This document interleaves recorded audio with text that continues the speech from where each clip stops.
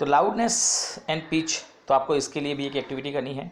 You have to take a glass tumbler and spoon and thermocol ball, very small size of thermocol ball, और उसको एक डोरी से आपको बांध कर लटका देना है, सस्पेंडेड कर देना है. और उस ग्लास टम्बलर के पास में उस थर्मोकोल के बॉल को रखना है, पास में रखना है. और फिर आप उस ग्लास टम्बलर को स्ट्राइक करें विद द स्पून. पहले धीरे से मारे, फिर ज़ोर से मारे, फिर और ज़ोर से मारे. और आप देखें हर बार साउंड अलग अलग आएगी, पहले छोटी फिर बड़ी फिर बड़ी. और उस समय में आपको उस थर्मोकोल के बॉल को वाइब्रेशंस को ऑब्जर्व करना है. तो आप देखेंगे जब छोटी आवाज़ आई थी तब वाइब्रेशन जो थे वो छोटे होंगे, थर्मोकोल की बॉल छोटे मूव होगी. लेकिन जब आप ज़ोर से मारते हैं और बड़ी आवाज़ निकालते हैं तो आपको वो थर्मोकोल की बॉल जो है वो ज़्यादा वाइब्रेट होती हुई दिखाई देगी. मतलब लाउड साउंड आएगा तो वाइब्रेशंस बड़े होंगे. तो loudness of sound depends on it's amplitude. When amplitude of the vibration is large the sound produces loud, and when the amplitude is small the sound produces feeble, या तो आपको आवाज़ कम सुनाई देगी. The loudness of sound is proportional to square of the amplitude of the vibration producing the sound. मतलब कि आपका जो लाउडनेस है वो एम्पलीट्यूड के स्क्वायर के प्रोपोर्शनल में है. इसका मतलब ये हुआ कि अगर आप लाउड एम्पलीट्यूड को डबल करते हैं तो लाउडनेस जो है वो 4 टाइम्स हो जाएगी. सपोज आपने 3 टाइम्स कर दिया, एम्पलीट्यूड को पहले से 3 टाइम्स कर दिया, तो लाउडनेस जो है वो 9 टाइम्स ज़्यादा हो जाएगी. और लाउडनेस को हम डेसिबल यूनिट में मेज़र करते हैं. ग्रेहाम बेल नाम के साइंटिस्ट थे दोस्तों, उन्हीं के ऊपर से हमने ये दिया है. और बेल इज़ द यूनिट. और डेसिबल, डेसी मतलब 10th पार्ट, तो ये होता है decibel. We have given here the sound in the unit of decibel. तो नॉर्मल ब्रीथिंग का जो साउंड होता है वो 10 डेसिबल होता है. आप जो गुस करते हैं, यू नो, सॉफ्ट विस्परिंग, उसको 30 डेसिबल में आता है. नॉर्मल कन्वर्जन जैसे अभी मैं बोल रहा हूँ वो 6 डेसिबल में होता है. ट्रैफिक जो होता है, बिजी ट्रैफिक 70 डेसिबल में होता है. और फैक्ट्री जो होती है उसमें से नियरली 80 डेसिबल जो जितना साउंड प्रोड्यूस होता है. और उससे ज़्यादा या 80 डेसिबल भी हमारे लिए जो होता है वो इरिटेटिंग होता है, पेनफुल होता है. फिर है दोस्तों स्ट्रिलनेस या तो पीच. आप देखें होंगे कि कुछ साउंड जो होते हैं वो हाई फ्रीक्वेंसी वाले होते हैं, जिसको हम कहते हैं हाई पिच साउंड या तो shrill sound. So the frequency determines the shrillness और pitch.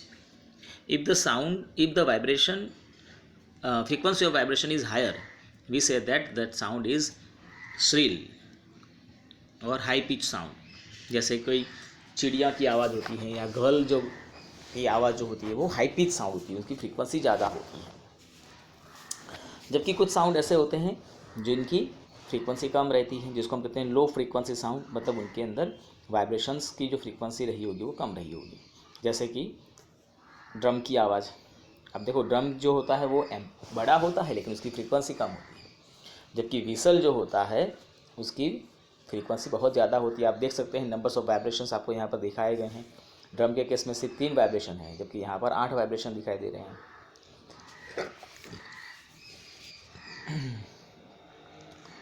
So on the other hand, a whistle has the high frequency and therefore produces a sound of higher pitch. जो birds हैं वो high pitch sound बनाते हैं, जबकि lion जो है उसकी एम्पलीट्यूड बड़े होते हैं, साउंड बड़ा होगा लेकिन उसका फ्रीक्वेंसी लो रहता है. Every day you here the voice of children and adults.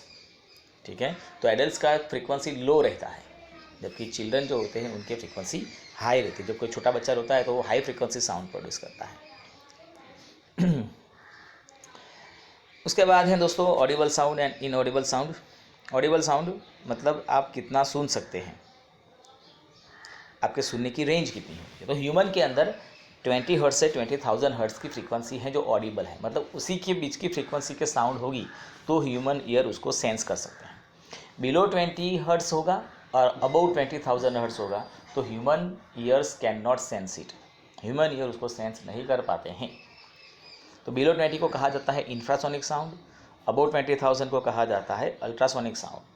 On between 20 to 20,000 hertz होता है, उसको कहा जाता है ऑडिबल साउंड। लेकिन हमारे पास कुछ और ऑर्गेनिजम्स हैं जो बिलो या अबव 20 या अबव 20,000 हर्ट्ज फ्रीक्वेंसी को भी सेंस कर सकते हैं। जैसे रैट्स हैं, एलिफेंट्स हैं, कुछ एनिमल्स हैं जो बिलो 20 फ्रीक्वेंसी को भी सेंस कर सकते हैं। कुछ ऐसे भी हैं जो अबव 20,000 को भी सेंस कर सकते हैं, जैसे डॉग्स, तो वो अबव 20,000 को भी सेंस कर सकते हैं। हम नहीं कर सकते। इंसान में 20 to 20,000 हर्ट्ज की ही फ्रीक्वेंसी होती है और उसी को हम ऑडिबल साउंड कहते हैं। उसके बाद है दोस्तों नॉइस एंड म्यूजिक। तो we here different types of sound and the quality of that sound is different. कुछ साउंड ऐसे होते हैं जो हमें अच्छे लगते हैं, कुछ साउंड ऐसे होते हैं जो हमें अच्छे नहीं लगते हैं। तो suppose construction work is going on in your neighbourhood, तो वो इरिटेटिंग रहेगा, वो आपके लिए नॉइस हो जाता है। या तो आप देखो कि हाई वॉल्यूम पे कोई म्यूज़िक बजा रहा है तो वो भी नॉइस हो जाता है। ठीक है, स्कूल में क्लास में टीचर प्रेजेंट नहीं है और जो बच्चे प्रोड्यूस करते हैं वो नॉइस हो जाता है, तो वो कैसा होता है, इरिटेटिंग होता है, जिससे स्ट्रेस फील होता है। और दूसरी जगह पर ऐसा भी साउंड होता है जो सुनने में अच्छा लगता है, जिसको म्यूज़िकल साउंड कहा जाता है।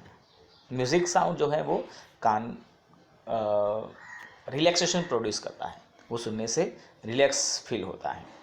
तो कोई भी म्यूज़िक की साउंड सुनेंगे तो वो आपको अच्छी लगेगी, प्लीजेंट होता है वो साउंड, तो उसको म्यूज़िक कहते हैं। And then after guys noise pollution. तो जैसे आपने कहा कि भाई एयर पॉल्यूशन होता है, मतलब अनवांटेड अनडिज़ायरेबल कंपोनेंट्स का हवा में मिलना, वो एयर पॉल्यूशन है। उसी तरह से अनवांटेड अनडिज़ायरेबल साउंड का हवा में आना, उसको हम कहते हैं नॉइस पॉल्यूशन। तो प्रेजेंस ऑफ एक्सेसिव और unwanted sound in the environment is called noise pollution. तो आप देखिए, जैसे आप ट्रैफिक सिग्नल पर खड़े हैं तो इंजिन्स की आवाज़ होती होगी, हॉर्न्स की आवाज़ आती होगी। ठीक है, ये सब नॉइस प्रोड्यूस करते हैं। सपोज कोई इंडस्ट्रियल एरिया में चले जाओ, कंस्ट्रक्शन साइट पे चले जाओ, तो यहाँ पर आपको बहुत सी आवाज़ सुनाई देती हैं। जैसे कोई शादी है तो रोड पे वो बारात निकल रहे हैं, फायर क्रैकिंग कर रहे हैं, तो ये सब नॉइस पॉल्यूशन में कंसीडर किया जा सकता है। जो किसी को परेशान कर सकता है वो नॉइस पॉल्यूशन रहेगा। जैसे टेलीविज़न, ट्रांजिस्टर, रेडियोज़, उसको आप हाई वॉल्यूम पे लगा दो तो वो भी नॉइस पॉल्यूशन में कंसीडर करते हैं। किचन के अंदर अगर कुछ काम कर रहे हैं, जैसे मिक्सचर आपने लगा दिया, पॉल्यूशन हो रहा है। डेजर्ट कूलर हैं, एयर कंडीशनर हैं, ये सारे अनवांटेड साउंड को जो प्रोड्यूस करेंगे उसको हम नॉइस पॉल्यूशन कहते हैं। तो इसकी क्या क्या हार्मफुल इफेक्ट हो सकते हैं दोस्तों? तो बहुत से, जैसे हाइपरटेंशन हो सकता है, जिसको हम हाई ब्लड प्रेशर कहते हैं, वो भी क्रिएट हो सकता है। स्लीपनेस हो सकती है, मतलब नींद का नहीं आना। अनकॉन्शियस हो सकता है। एनएक्साइटी हो सकता है, मतलब स्वभाव जो होता है वो बदल जाता है, चिड़िया। तो इस तरह के प्रॉब्लम जो है वो क्रिएट हो सकते हैं। और अगर कंटिन्यूसली कोई पर्सन जो है वो इस तरह के एनवायरनमेंट में रहता है तो उसको परमानेंट इम्पेयरमेंट ऑफ हियरिंग हो सकता है, मतलब वो सुनने में असमर्थ हो जाएगा, उसके कान जो है वो साउंड को सेंस नहीं कर पाएंगे। So measures to limit noise pollution guys. To control noise we must control the sources of noise. जैसे आप उसके अंदर साइलेंटिंग डिवाइसेस लगा दो तो इससे साउंड जो है वो कम हो जाएगा, जैसे व्हीकल्स के अंदर ऑलरेडी होता है। Then this type devices must be installed in the aircraft engines, transport vehicles, industrial machines and home appliances. Noisy operation must be conducted away from the residential area. अगर कुछ वैसे आवाज़ करने वाले काम होते हैं वो रेसिडेंशियल एरिया से दूर होने चाहिए। इंडस्ट्रीज़ जो होती हैं उनको रेसिडेंटल एरिया से दूर रखना चाहिए। ऑटोमोबाइल्स हॉर्न्स जो हैं उसको मिनिमाइज़ करना चाहिए। टीवी म्यूज़िक जो है उसको लो वॉल्यूम पे बजाना चाहिए। और बहुत इंपॉर्टेंट जो है वो है आसपास में पेड़ लगाने चाहिए, क्योंकि पेड़ जो हैं वो साउंड के वाइब्रेशंस को रोक देता है, जिससे साउंड जो है वो ज़्यादा फैलेगा नहीं। तो आपके घर के आसपास अगर साउंड है, पेड़ हैं, तो बाहर से साउंड जो आपके घर के अंदर आता है वो कम हो जाएगा। तो इस तरह से पेड़ आपको बचा सकते हैं। ठीक है, तो यहाँ पर हमारे टॉपिक जो है वो चैप्टर जो है वो ख़त्म होता है दोस्तों।